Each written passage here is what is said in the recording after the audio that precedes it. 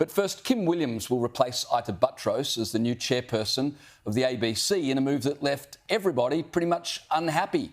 People on the right are upset that Williams is from the cultural left, married to Gough Whitlam's daughter. People on the left are upset that Williams was once the boss of News Corp, and ABC staff are upset that they didn't get to appoint the new chairperson because obviously the chairperson of the ABC works for them. And that's the challenge that Kim Williams will face. Successive board chairs have tried to reform the broadcaster, only to find that though they sit in the big chair, they don't run the joint. It's run by the staff collective. Nevertheless, Williams was full of optimism today as the announcement was made. Here he is. I think the ABC always needs to focus on independence and integrity in its reporting. The ABC has an obligation to ensure that its reporting is up to the best professional standards.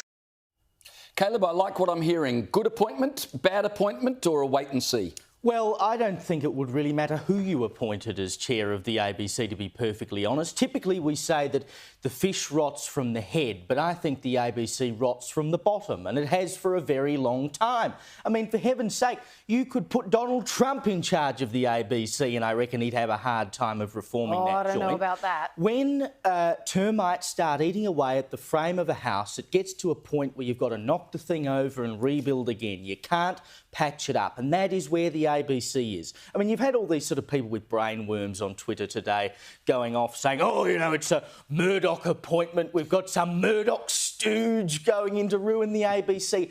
I don't think it's going to go quite like that. Let's not forget that Mr Williams has been appointed by Anthony Albanese, by a Labor government, so they're not sending in some Murdoch man to go and destroy the ABC, are they? But, you know, it doesn't matter who it is. It's not going to change. I got to laugh, Liz. On the ABC Instagram feed, people were all upset because, you know, this guy used to work for Murdoch, and someone actually posted and it got hundreds of likes. Why didn't they appoint Lee Sales or get this Zelensky? Why isn't he the chairperson of the ABC? He's a little bit busy pretending to be president of Ukraine.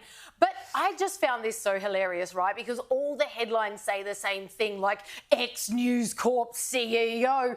He was CEO for less than 2 years, after which he resigned in 2013. So don't worry, he's not really our guy. But hey, ABC, you can have our 10-year-old scraps. We don't mind.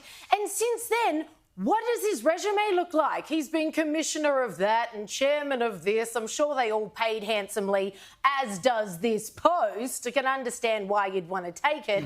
But let's be honest, nobody is taking the job of chairperson at the ABC without already being bought and paid for. And I'm not convinced, this is just my own personal theory, that Albo did this as a flip the bird to the dreaded Murdoch media, as being like, well, you guys didn't have him anymore. Look, we've just put him in charge of the national broadcaster. Well, I dare say they may live to regret it, except maybe not, because he's already proven to be a willing stooge. One of my favourite direct quotes from him today, the ABC, needs to really focus on national identity and cultural diversity. Gee, I wonder if we're just going to get more of the same under this guy. You said previously that other chairpersons have tried to turn it around.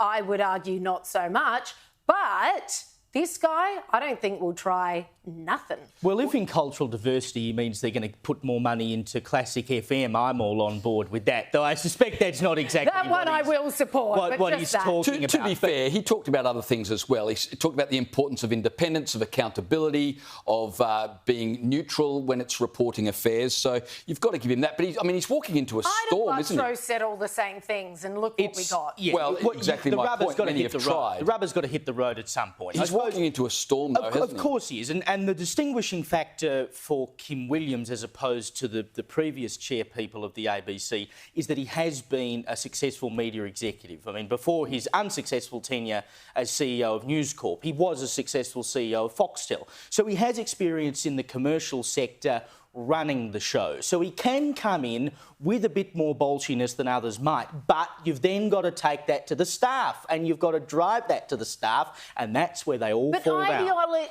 ideologically, we already saw his difference, even between Ida Buttrose, who, by the way, at least she was an Australian icon that people could be like, yeah, OK, let's give her a go. She's great. So she finished talking about this 200 staff taking on the managing director, having this massive vote of no confidence in him. And she called it abhorrent and incorrect, which was fair, I think. He gave Antoinette Lattouf the boot for very good reasons, as the ABC has detailed on countless occasions now. Whereas incoming Williams says those comments were made in a fairly spirited manner by very senior and well-respected journalists. I think one would be erring if I didn't listen closely to that feedback. So what Ida is saying was just abhorrent and these people should be ignored. He's already saying, oh no, lean in. I mean, this is really important feedback. So there's already an ideological chasm between the outgoing, who didn't do much, love you, Ida, but didn't really achieve much at the ABC. And I dare say that wasn't your fault in all fairness.